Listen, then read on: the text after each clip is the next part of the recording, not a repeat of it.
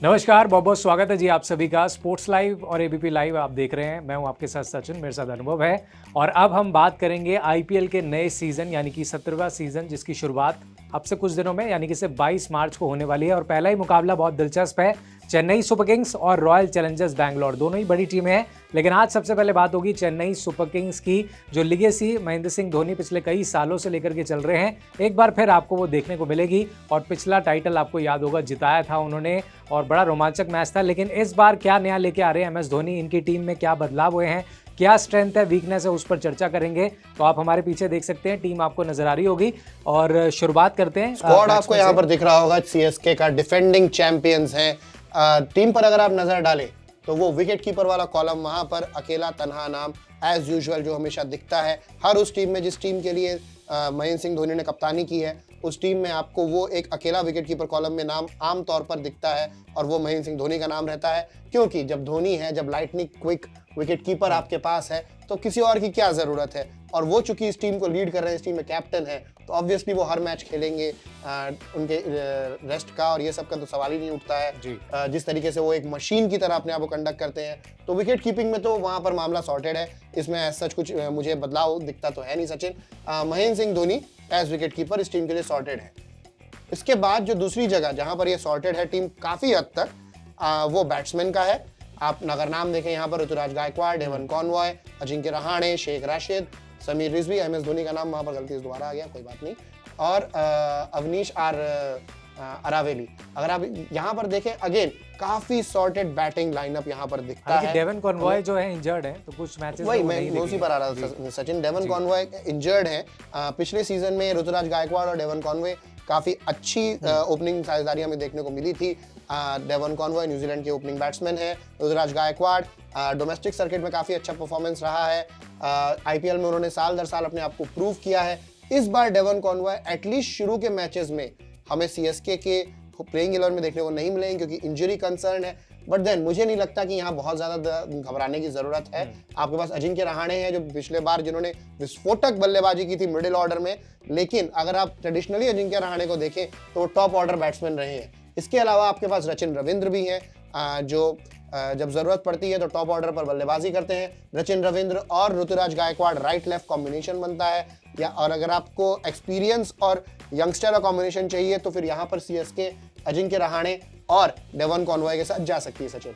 बिल्कुल, और इसके बाद भी आपके पास बल्लेबाजी बहुत स्ट्रांग है। मोइन अली आएंगे, शिवम दुबे आएंगे, जडेजा भी बैटिंग अच्छी कर लेते हैं। तो बैटिंग में तो नो डाउट काफ़ी अच्छी टीम है। और जिस तरीके से अजिंक्य रहाणे ने जब से चेन्नई से जुड़े हमने देखा दोबारा से, और एक न्यू अजिंक्य रहाणे देखने को मिले हैं, विस्फोटक अजिंक्य रहाणे। वो बहुत ज़बरदस्त खेले। हालांकि पीछे अभी जो रणजी ट्रॉफी हुआ उसमें आखिरी जो हमने देखा मैच, उसमें ज़रूर उनके रन्स थे, लेकिन वैसे इतना कोई खास गया नहीं उनका रणजी ट्रॉफी वो। लेकिन फिर सचिन वही है कि रेड बॉल क्रिकेट है।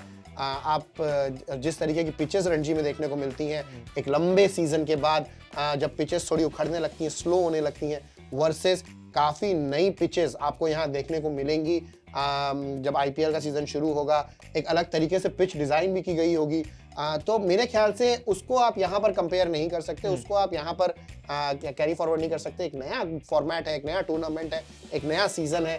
तो मेरे ख्याल से ज़्यादा एप्पल फॉर एप्पल कंपैरिजन पिछले साल का आईपीएल और इस साल का आईपीएल और उसमें अजिंक्य रहाणे का परफॉर्मेंस मेरे ख्याल से होगा। बिल्कुल, और बल्लेबाजी काफ़ी अच्छी है, साथ में इनका स्पिनिंग अटैक भी बहुत अच्छा है क्योंकि देखिए बहुत सारे विकल्प हैं इसके अंदर। आपके पास रविंद्र जडेजा हो गए, इसके अलावा अगर आप देखिए तो सेंटनर आपके पास मौजूद है, इसके अलावा देशपांडे तो खैर पेस बॉलिंग ऑप्शन है यहाँ पर। पथिराना ये एक और यहाँ पर इंजरी कंसर्न है। यहाँ पर मथीशा पथिराना पिछले बार के इनके ट्रम्प कार्ड रहे थे महेंद्र सिंह धोनी के। अधिकतर मैचेस में इंपैक्ट प्लेयर के तौर पर हमने इनको यूज होते हुए देखा था, लेकिन पथिराना जो बूम किए, यंग पथिराना जिस तरीके से उनकी बॉलिंग को तराशा एमएस धोनी ने सीएसके के स्क्वाड में, वो कहीं ना कहीं पथिराना इंटरनेशनल लेवल पर रेप्लिकेट करने में मुझे जो है मतलब वो झलक दिखी नहीं। वो सीएसके वाला पथिराना शायद सीएसके में ही खो गया। जर्सी का कलर चेंज हुआ, पथिराना चेंज हो गया, ऐसा लगता है। क्या कहेंगे सचिन? और जब तक खेल रहे थे एमएस धोनी के अंडर में तो काफी ठीक ठाक परफॉर्मेंस था उनका, निकल कर आ रहा था। उसके बाद से जो क्रिकेट खेला उसमें कोई खास परफॉर्मेंस नहीं है। श्रीलंका की टीम से वो ड्रॉप हुए, इतनी बुरी पिटाई हुई थी उनकी। कई बार ओडीआई वर्ल्ड कप के दौरान वो 10-10 की इकोनॉमी से उनकी पिटाई हुई है। 10 ओवर का अपना पूरा कोटा नहीं कर पाते थे वो।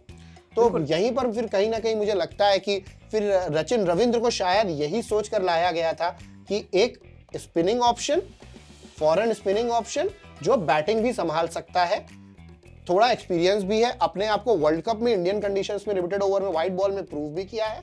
उसके अलावा मिचेल सेंटनर और मोइन अली तो हैं ही उनके पास।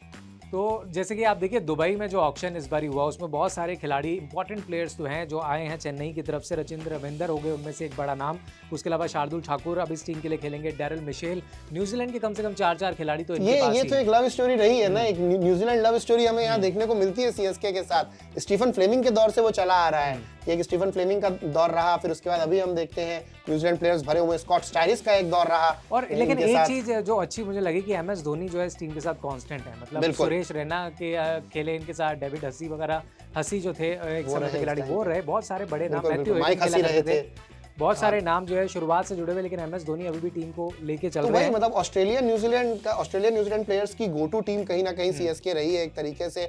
वो एक डाउन अंडर से के साथ की बात कर लीजिए, ब्रावो बिल्कुल, मतलब आप इसको एक तरीके से ऐसे देख सकते हैं कि इंडिया का डाउन अंडर चेन्नई है और दुनिया का डाउन अंडर ऑस्ट्रेलिया न्यूजीलैंड है, और इनका अपना एक जो है लव रिलेशनशिप यहाँ पर हमें देखने को मिलता है। एक यहाँ पर जो दिक्कत होगी मेरे ख्याल से सीएसके के, और एक वो प्रॉब्लम ऑफ प्लेंटी वाली दिक्कत है, that's a happy problem to have. Pacer Deepak Chahar पिछला सीजन थे नहीं, तुषार देशपांडे बहुत मार पड़ी, लेकिन जब जरूरत पड़ता था विकेट निकाल लेते थे। इस बार भी रणजी में, हालांकि अगेन मैं अपनी खुद की बात काट रहा हूं यहाँ पर, लेकिन रणजी में बॉलर का एज रेड बॉल उनका परफॉर्मेंस, मुंबई के लिए शायद खेल रहे थे, मुंबई के लिए उनका परफॉर्मेंस काफी सराहनीय रहा था। लेकिन अब जब दीपक चहर वापस आ गए और शार्दुल ठाकुर भी टीम में है, तुषार देशपांडे क्या जगह देखते हैं? मुश्किल लगता है मुझे, क्योंकि जिस तरीके से अभी पोजीशन बज रही है, मुझे ऐसा लगता है कि शार्दुल ठाकुर खेल सकते हैं साथ में दीपक चहर, या मुस्तफिजुर रहमान भी अगर कुछ करे तो उनको मौका दिया जा सकता है। मुस्तफिजुर रहमान अगेन थोड़े से उनके पर एक तमगा लग गया है कि फूके हुए कारतूस हैं, उनका टाइम जा चुका है। प्लस अगर महेश तीक्षणा की अगर जगह टीम में है, महेश तीक्षणा की, तो मुझे नहीं लगता कि मुस्तफिजुर रहमान को अगर तीक्षणा फिट है तो धोनी जो है खिलाना चाहेंगे या सीएसके मैनेजमेंट खिलाना चाहेगा। मेरे हिसाब से जो मैं यहाँ पर अटैक देखता हूँ, कहीं ना कहीं मुझे तो ये भी लगता है कि हो सकता है कुछ मैचेस ऐसे हैं जहां रविंद्र जडेजा अपना 4 ओवर का कोटा ना पूरा करे, शिवम दुबे से भी 1-2 ओवर पिकवा सकते हैं। एक्सपेरिमेंट अक्सर एमएस धोनी करते हैं मैचेस के दौरान पे, शिवम दुबे ले आएंगे, मोइन अली से गेंदबाजी कराएंगे, वो बहुत इकोनॉमिकली विकेट लेके जाते हैं। तो कहीं ना कहीं मुझे लगता है कि एक तरीके से ये हम क्या बोलते हैं, जैक ऑफ ऑल ट्रेड्स वाली टीम इस बार सीएसके की हमें देखने को मिलेगी। 7-8 बंदे जो गेंदबाजी कर सकते हैं, 7-8 बंदे जो बल्लेबाजी कर सकते हैं। आपके पास बहुत सारे जो है जो फिफ्थ बॉलिंग ऑप्शंस की बात की जाती है, एमएस धोनी ने एक ऐसी टीम बनाई, एक ऐसा कोर बना लिया है जहां आपके पास 6, 7, 8 बॉलिंग ऑप्शन तक है।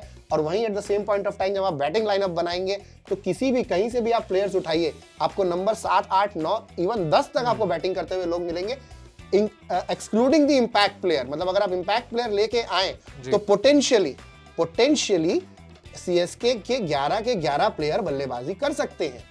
बिल्कुल, और ज़्यादातर यही कहा जाता था कि चेन्नई सुपर किंग्स अक्सर उम्र दराज खिलाड़ियों को अपनी टीम में जगह देती है, उनको ही खिलाई रखती है, लेकिन इस बार देखिए रचिन रविंदर आए हैं, डेवन कॉनवॉय तो खेल ही रहे हैं इनके साथ, साथ में देखिए ले लीजिए, पथिराना ले लीजिए। बिल्कुल, ये डैड्स आर्मी वाला वो मिथ भी उन्होंने कहीं ना कहीं बस्ट करने की कोशिश की है।